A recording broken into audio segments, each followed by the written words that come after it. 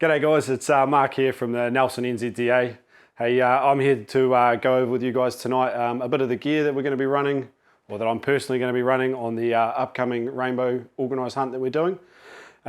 Just doing this video to sort of help out if any of the newbies or someone that may be wondering what they want to take, what they need to take, and I might even throw in a couple of luxury extras that you could also look into. But first of all, first thing we need on any hunt is a good decent pack. A pack that's going to be comfortable and carry load well for multiple days. As you all know, we're going to be going for 3 days. So it's going to need to be able to carry everything that you put in it comfortably on your body for that amount of time. So through this video, I'm going to pack this pack as I go. I'm going to talk about weight distribution and a few things like that. And yeah, just a few bits and pieces that I'm going to bring along the way. All right, so first I'll go into what I'm going to be taking sleep system wise. So sleep system, we're going to keep it simple. We're going to take a tent. I'm just going to take a one-person tent. A bedroll. So with your bedroll, you're going to want something that's got an R value rated to the conditions that you're going into. So we're going early spring, so there's probably going to be snow on the ground. We're probably still going to be seeing frosts. So we're going to want something with a little bit higher R value to keep us warm through the night. So that's the bed mat there, and then also next is a good sleeping bag. I think it's pretty safe to say that we're going to be getting into some negative figures in there temperature wise over the course of the weekend that we're in. Yeah, so you're going to want a sleeping bag with a comfort rating suited to the conditions. So we're going to be seeing probably negative. I'm going to just take a stab here and guess probably early negatives, but I'm going to take a sleeping bag that's rated down to about -8, -10, just to be safe. At the end of the day, your sleeping bag's your lifeline when it becomes cold. So moving on from that, I'm going to go into my cook system. So cook system, going to keep it simple, just the old MSR, nothing crazy. I'll only be taking one small gas can for the weekend. With any good cooker, it'll be efficient enough, and I've done enough hunts with that cooker to know that I can get 3 days out of a full gas can. Just a quick tip with the gas can too, there's a couple of ways you can tell how full they are. One is weigh them. These MSR cans actually give you a weight on them that tell you how full they are, but you can also drop them in water, and where the water sits on the can is how much gas is in them. So just a wee tip there if you're wondering how much gas is left in your can. All right, I've to go with the cook system, I've pre-packed some food. So dehydrated meals, oats, really nothing new. High protein, high energy bars and stuff through the day, all the normal stuff. And then also I will be taking a water bladder to carry water if I need water, and then a water bottle as well. So that sort of covers all my cooking and water right there. So moving on from the cooking and food, I'll go into some clothing. So clothing for the trip, I'll start off with some base layers. So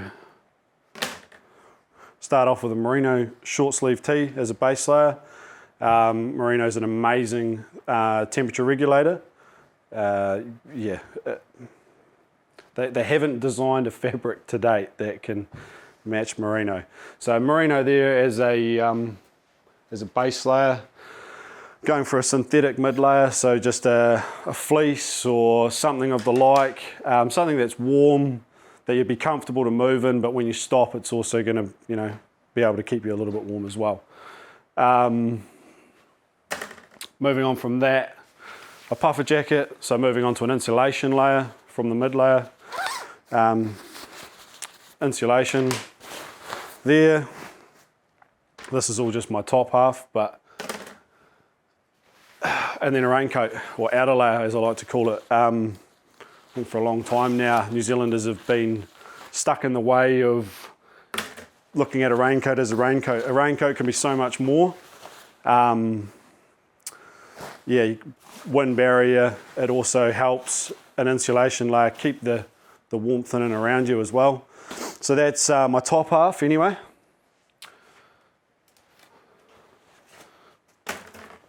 Moving on from that, I've got some nylon pants, nothing fancy, and I will throw in some long johns. Merino long johns, same as my top. So that's my merino next to skin for me. I just find it best. It yeah, it just regulates temperature so well. Yeah, another key thing while we're on clothing that everyone needs to look at, and probably one of the 3 top things that you need is a good set of boots. So again, suited to the conditions. You're going to need some boots that are probably going to give you a little bit of insulation. You don't want too much insulation, but also protect you from rock, from branches, things like that, and also from water. So a good waterproof set of boots there. I'm running some Crispy Nevadas. Yeah, so that sort of sums up clothing. Clothing's nothing too crazy. So what I'll do is, while we're here, I'll actually start packing some of this into my bag.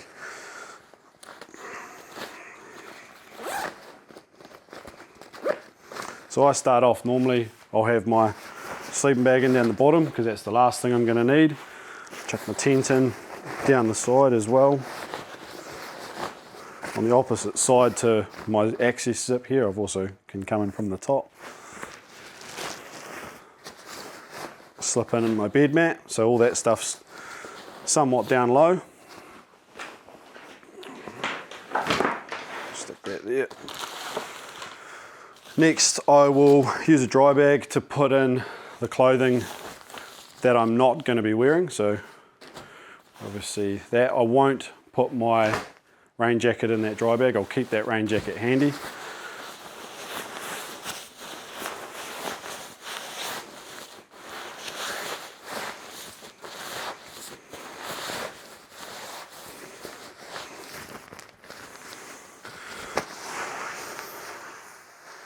I'm not going to go too crazy with all this, but wee tip with dry bag too, 3 rolls, they reckon. 3 rolls to make them somewhat waterproof, but what I've found is no dry bag's ever waterproof. Don't believe it. It's just another layer of protection. So get that in there anyway, stuff it in, zip that up from there, go all the way up with that. So I've left out my pants, my mid layer and my base layer there, because I'll be wearing those along with my boots. Right.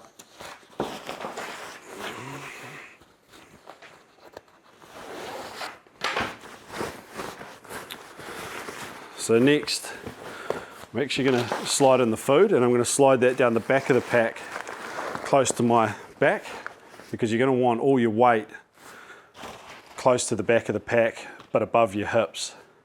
Your hips are what take 80% probably of your weight while walking.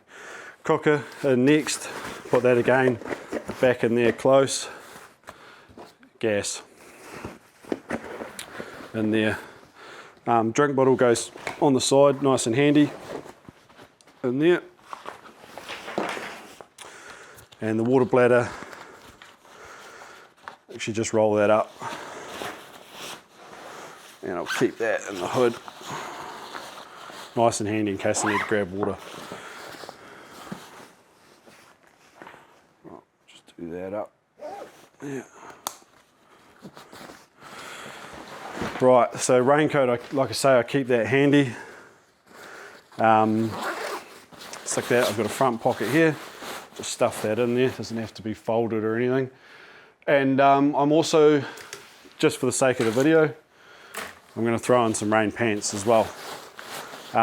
Again, rain pants can be awesome. It doesn't have to be raining to wear this gear, eh? Like, I quite often will put on my rain pants on a first thing in the morning, leaving camp on a dewy morning or whatever, walking through the snowgrass, just to keep my pants dry. Gaiters can also help, but yeah. So I'll throw in there some gaiters as well with that, some good hearty gaiters. The rainbow's going to be, well, depending on where you are and where you decide to end up, it's going to be reasonably harsh on the old boots and pants. Another thing that I know a lot of people run is the shorts and thermals. Nothing wrong with that. I'm just wearing the pants. So I've got my sleep system in there, so tent, sleeping bag, bed mat. I've got my food, cooker, spare clothes in there. The only other thing that I will sneak in is my optics. So spotter, Leupold spotter there. Stick that in with my rain gear at the front because I'm going to need that accessible for glassing animals and things.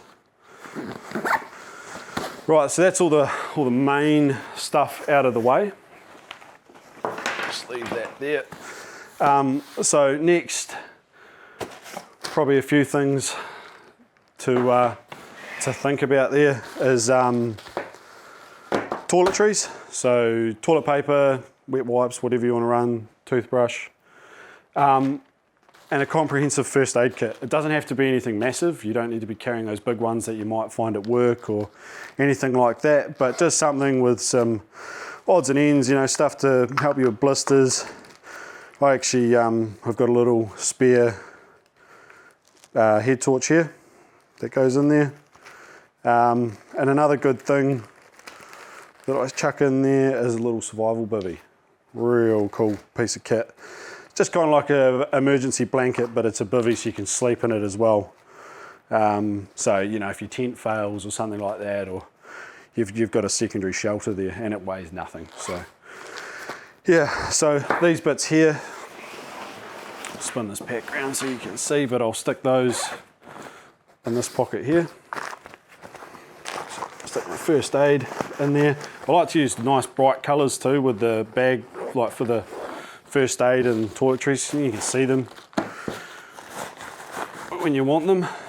Probably another thing I should chuck in there, which might be a bit dark at night without it, but head torch, I'll throw that in there too.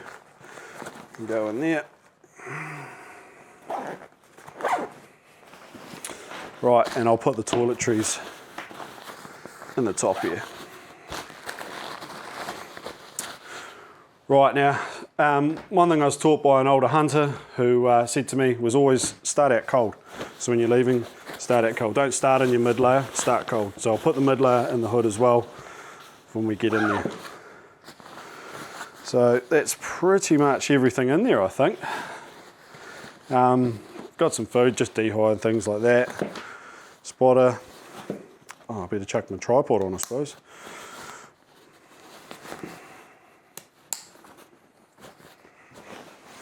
So I'll chuck my tripod on this side. I've just got a bit of a gap there. So you can see that's actually my tent there. So I'll just sneak that tripod down there and into that pocket. And snug that up. It actually sort of disappears, and I've actually got my spotter in this pocket here. So they're both real handy. Lay my pack down like that to get them out. So that's everything in my pack there. Packed up, ready to go. Bit of a key is just to make sure all your straps are snug down when you're packing your pack. So nothing moves while you're walking. You don't get the squeaks and things like that. Oh, and one other thing that I've forgotten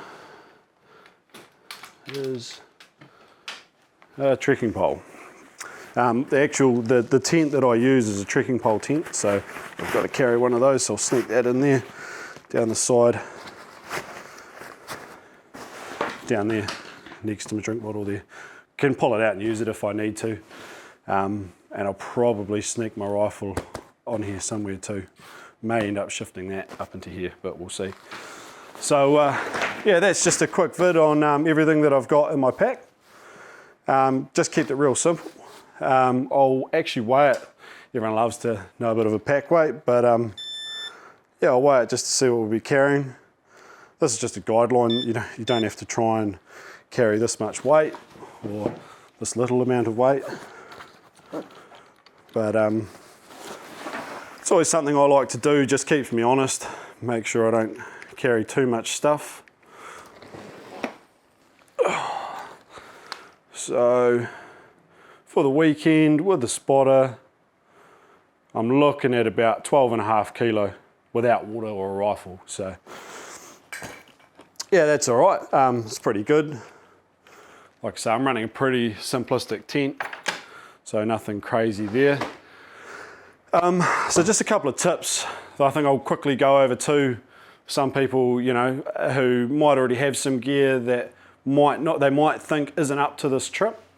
A few things I've picked up over the years, just running around in the hills. Going back to the old bed mat, you might not have the best bed mat, but a couple of tips and tricks to keep yourself warm with a bed mat that might not be so good is to go get yourself just a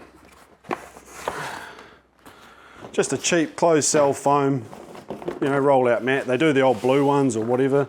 This was, I think, about 30 bucks or something like that, 30, 40 bucks.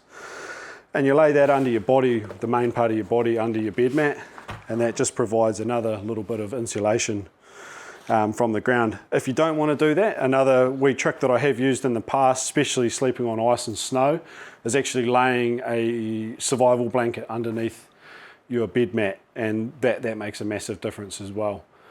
The only thing with that is it's a bit of a one-use thing. It's pretty hard to fold them back up. So yeah, just a wee tip there with the sleep system. But we'll go over more of that at the next club night anyway. So yeah, no, thanks for watching, guys, and hope it helped out. Cheers.